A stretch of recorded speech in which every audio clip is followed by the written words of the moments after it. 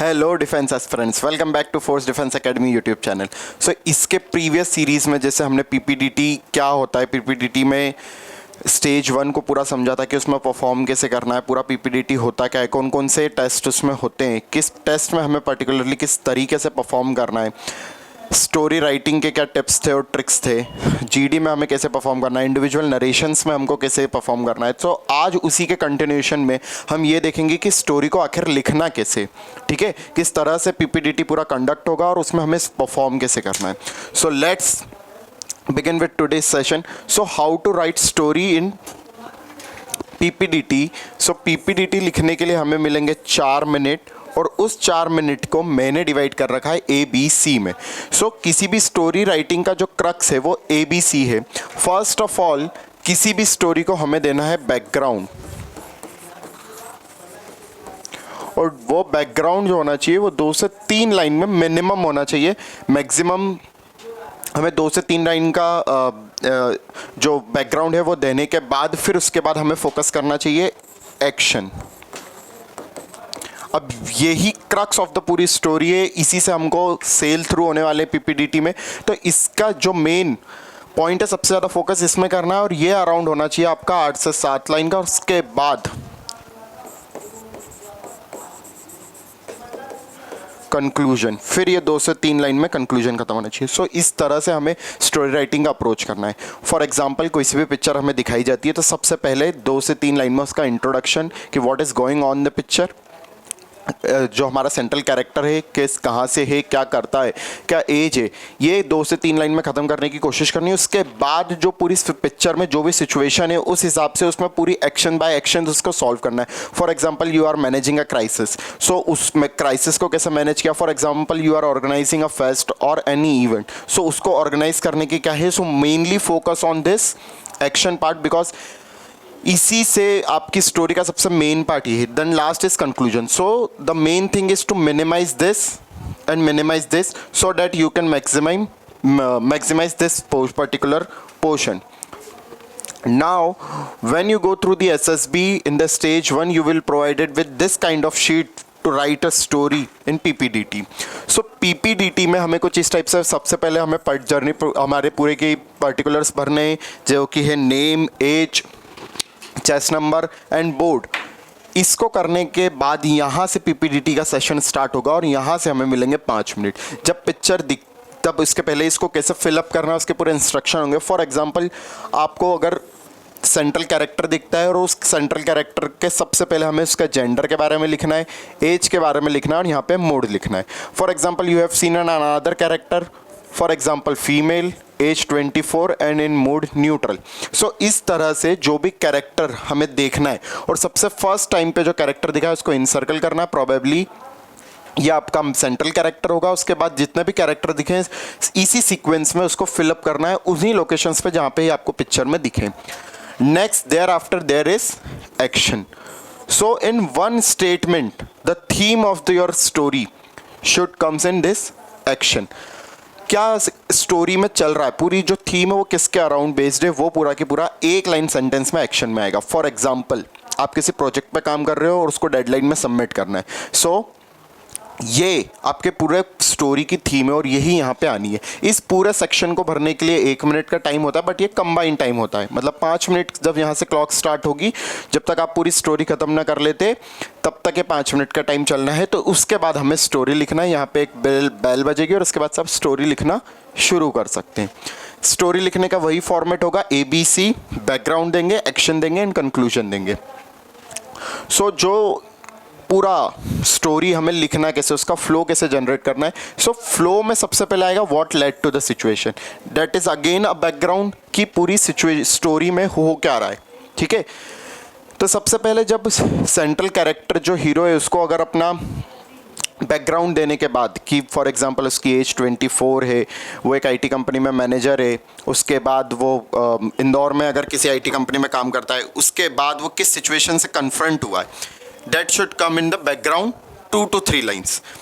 What is going on in the picture? For example उस project को submit करने में कोई चैलेंजेस आए और उस चैलेंजेस को कैसे सेंट्रल कैरेक्टर ने रिकवर किया है, ये सब इसमें आएगा। What is going on in the picture and that is the main area where you need to focus, और यही एक्शन वाला पार्ट है, इसको 8 से 10 लाइन में कंप्लीट करने की कोशिश करना है। And the last is the what come outcome will be. जो भी चीज़ पूरे स्टोरी में करी है वो किसी पर्पस के लिए करिए ना, at last you need to fulfil that purpose. वो पर्पस फुलफिल होने के लिए फिर कंक्लूजन में 2-1 लाइन मिलना चाहिए। फॉर एग्जांपल, सेम अगर एग्जांपल लें कि किसी प्रोजेक्ट पे काम कर रहे थे तो at last you complete the project on time and submitted it to the client. So ये सब इसमें आना चाहिए। नेक्स्ट, तो ये जो बॉक्स है उसको कैसे भरना है, ये अगेन उसमें एग्जांपल दे रखा है। सो 3 चीज़ें लिखनी है, एक है जेंडर, एक है मूड और एक है as.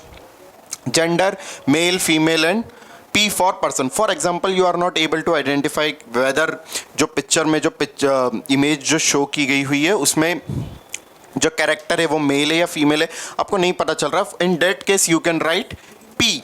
Mood can be positive, negative and neutral. So as such there is no negative और positive mood, it is just reflecting an action.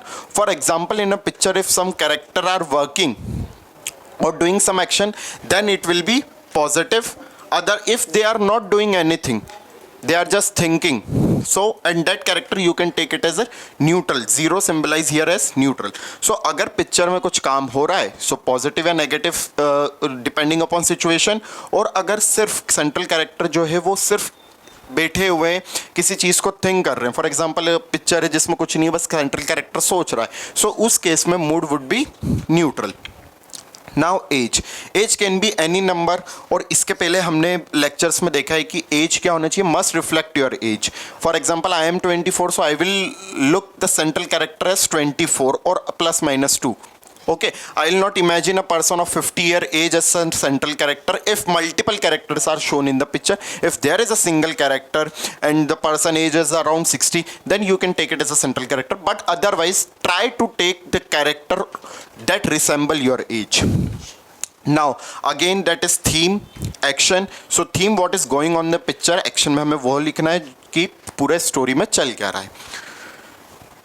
Now, this is a picture. So, PPDT में जो picture दिखाने का main motive ही होगा वो ये है कि पिक्चर ब्लर दिखाई जाएगी ताकि वैरायटी ऑफ स्टोरीज आए। अगर एक एक्सीडेंट ही शो कर दिया जाएगा तो पूरे के जितने भी बच्चों ने रिपोर्ट किया है सभी स्टोरी किस पे बनाएंगे, एक्सीडेंट पे। तो ऐसी पिक्चर बनाई जाती है जो काफ़ी ब्लर हो, ठीक है। सो ये एक पिक्चर है, इस पर कितने सारी थीम्स बनाई जा सकती है, ठीक है।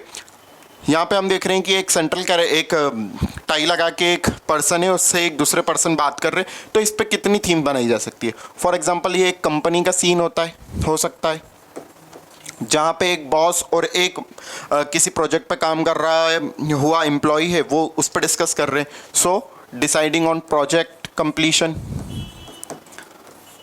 ऑफिस में ही हम किसी प्रॉब्लम को भी इंट्रोड्यूस करके बता सकते हैं कि फॉर एग्जांपल बहुत ज़्यादा पेपर की प्रॉब्लम हो रही थी, तो इन्होंने डिसाइड करा कि पेपरलेस वर्क शुरू करते हैं। उन्होंने अपने बॉस के सामने ये ऑफर रखा, और how the central character execute the such thing. तो एक थीम वो हो सकती है। हम इसको काफ़ी सारे लोग इस पिक्चर को देख के इंटरव्यू वाली थीम बनाएंगे कि कोई था उसने इंटरव्यू के प्रिपरेशन किया, कैसे कैसे प्रिपेयर किया और दिया। ये भी एक अच्छी थीम हो सकती है, बट मैं हमेशा वेराइटीज़ ऑफ थीम सोचने की आदत डालिए। क्यों? क्योंकि इससे आपकी थिंकिंग एबिलिटीज़ बढ़ेंगी, ठीक है। ये बहुत एक कॉमन स्टोरी है। हर कोई, जब 2 लोग बैठे होते हैं वो फॉर्मल अटायर में होते हैं, तो वो यही इमेजिन करते हैं कि एक इंटरव्यू रूम है, यहाँ पे इंटरव्यू चल रहा है। That is not a negative thing, that is also good, but it is very common. So interview is can be one of the thing.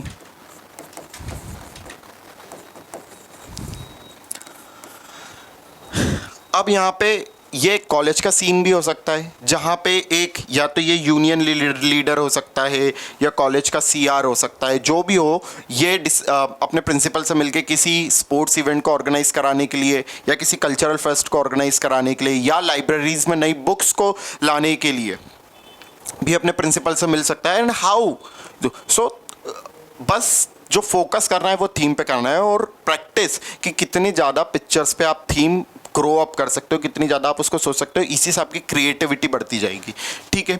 सो इस पिक्चर की वैराइटीज़ ऑफ थीम हो सकती है। सो एक थीम पे मैंने एक स्टोरी आपके सामने बना के रखी है कि ये हमारी पिक्चर थी और इस पर हमारी ये स्टोरी है that Raman was a young 25-year-old project manager in an IT company. One day his boss called him and assigned him an important responsibility to attend an important meeting with client, as the client wanted some changes in ongoing project. For that, he took the responsibility and attend the meeting in which he took all the wanted changes and resolve many issues there itself. He took the new submission date and update his team about it. He divided the work into team and coordinate them. He himself worked for late hours to complete the work on time. Due to collective team efforts, Raman was able to fulfill his commitment to the client and submit project. He informed the boss about the success of the project and congratulated his team. So this is how you need to write a story. अब हम regular इस पे practice session लेते आएंगे. मैं हर बार एक theme पे story आपके सामने लेके आऊँगा, लेकिन इस पिक्चर का अगर स्टोरी का वो करें तो इसमें हमने अराउंड इतने में हमारा बैकग्राउंड ख़त्म कर दिया. 2.5 लाइन्स में हमने हमारा बैकग्राउंड ख़त्म किया है और हमारा कंक्लूजन इतने में ख़त्म हो गया. Remaining is all is action. जितने से ज़्यादा आप एक्शंस लेते हुए आओगे, जितनी ज़्यादा एक्शंस लेके आओगे, स्टोरी उतनी ज़्यादा सॉलिड होगी. ठीक है. So best of luck.